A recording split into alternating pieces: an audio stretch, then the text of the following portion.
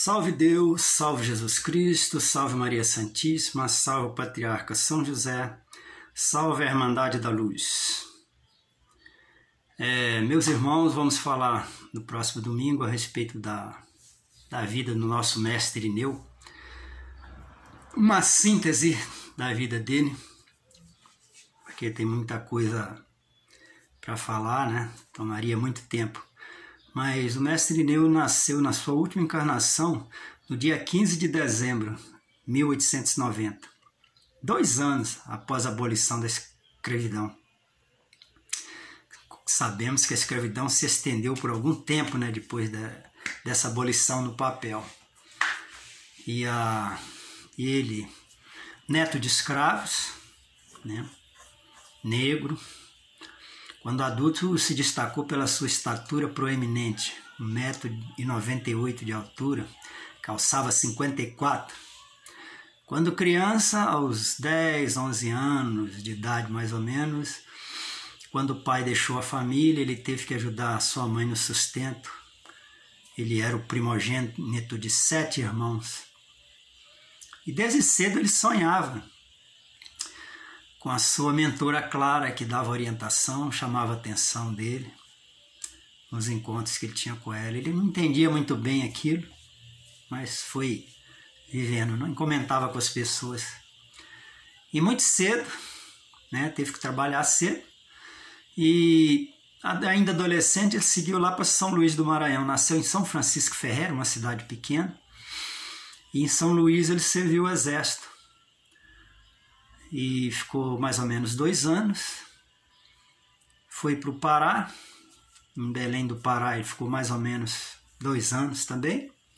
Nesses 2 lugares ele buscava em outros campos da religião um conhecimento espiritual, já que ele foi criado assim numa família católica, a mãe dele católica, né, passou para ele os conhecimentos, e ele, dentro dos propósitos espirituais dele, ele já muito cedo não se conformava com os dogmas da igreja.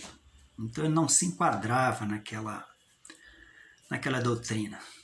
E ele sabia que tinha alguma coisa esperando ele, assim, para preencher aquele vazio espiritual que ele tinha.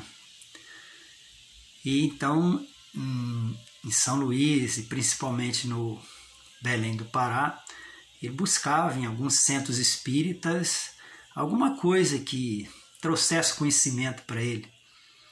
Mas a maneira como eles lidavam com a espiritualidade no centro espírita não preenchia os propósitos dele, né? Aquela situação de barganha, de troca, não era o que ele buscava.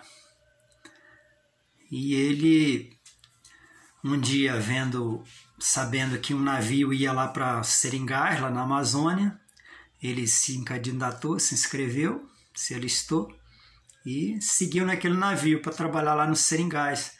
Nessa época havia muita promessa, né?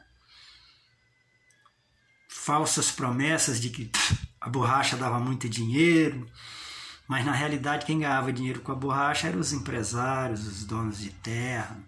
Os peões iam lá mesmo só para trabalhar, para ralar, e era um regime de semi-escravidão. E ele chegou lá em Rio Branco em 1912. Né? A primeira vez que ele chegou, em pouco tempo, ele conheceu 2 conterrâneos dele lá, André Costa e José Costa. E através desses 2 irmãos ele foi tomar bebida com os indígenas lá pela primeira vez, ayahuasca. E nessas primeiras contato com a bebida ele recebeu uma missão que ele tinha.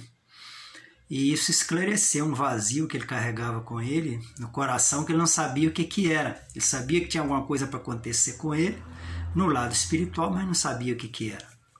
Então com a bebida despertou aquilo nele. E essa missão era assim uma coisa tão forte para ele, na situação como ele ia receber a missão com essa bebida, porque ali no Acre, naquele interior, Iam pessoas de todos os lugares, estrangeiro, do sul do Brasil, do nordeste, do leste, do centro-oeste, e as pessoas iam ali em busca de dinheiro, nenhum tinha consideração com o outro, não existia amigo. E ele, aquele trabalho na seringa de semi-escravidão, ele nunca tinha frequentado uma escola, né?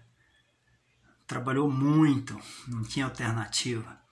E ele sofreu muitas perseguições, preconceito da religião, preconceito da cor, preconceito da classe, né? Chegou até ser perseguido lá, porque ele era no meio daquelas pessoas humildes, ele era um espírito superior, assim, inteligente, né? Na matéria da sabedoria, ele era o mais sábio de todos naquele lugar ali, não só ali, né? Tinha muita gente inteligente, mas sábio nesse mundo são poucos. E ele sobreviveu a todos esses preconceitos, então ter que levar de repente a Virgem Maria no conhecimento da sua essência, né, para aquele povo, levar um conhecimento esotérico de Jesus Cristo, um Jesus Cristo cósmico, para um povo analfabeto, onde tinha muito criminoso, onde tinha muito assassinato, furto, roubo, que as pessoas cometiam crime fora dali, em qualquer lugar do Brasil, corria para lá. Pô, não, lá eu vou trabalhar, tem a seringal para mim trabalhar e aí ninguém me acha porque eu estou longe da minha terra. As pessoas pensavam assim.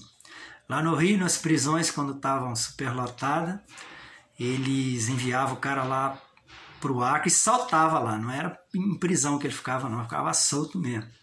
Então, bandido de alta periculosidade, tudo se embrenhava ali na floresta amazônica.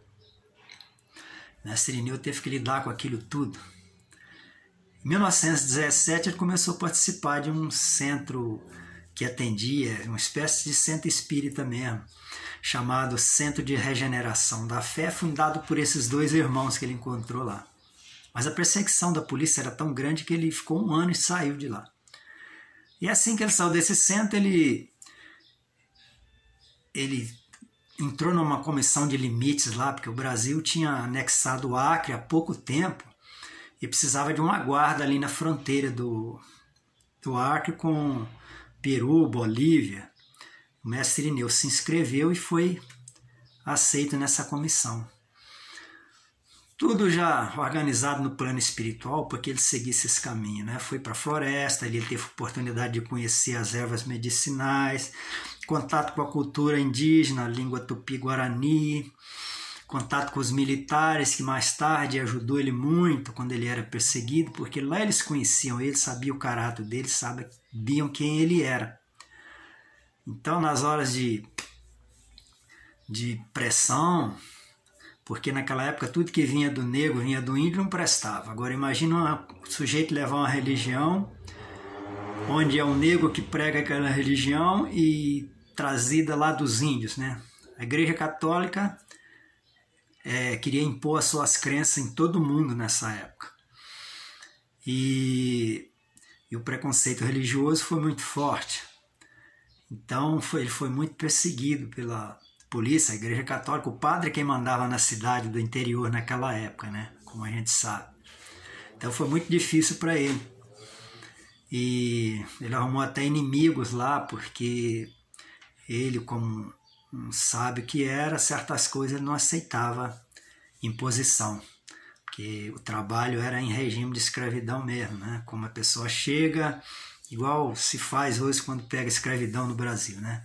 O sujeito chega lá endividado, aí vai ter que trabalhar até pagar a conta dele. Como ele nunca consegue pagar aquela conta, ele fica lá.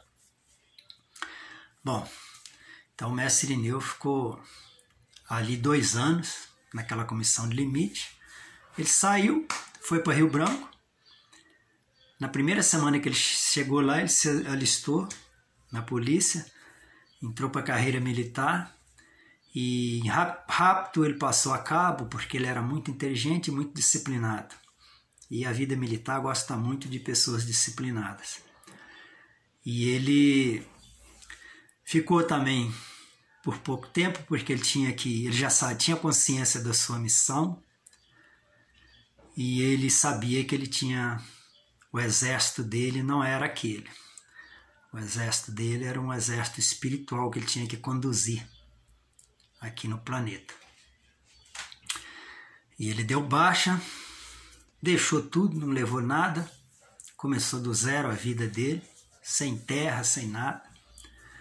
E depois de mais de 20 anos, né, que ele recebeu a missão, é que ele teve toda essa trajetória para ser conhecido pelas pessoas, para começar a levar a doutrina às pessoas. Porque até então ele usava a bebida de maneira muito reservada entre ele e alguns amigos. E em 1935 foi que ele fundou a sua religião, Santo Daime. E muitos não entendiam, não entenderam, não entendem até hoje o objetivo da bebida.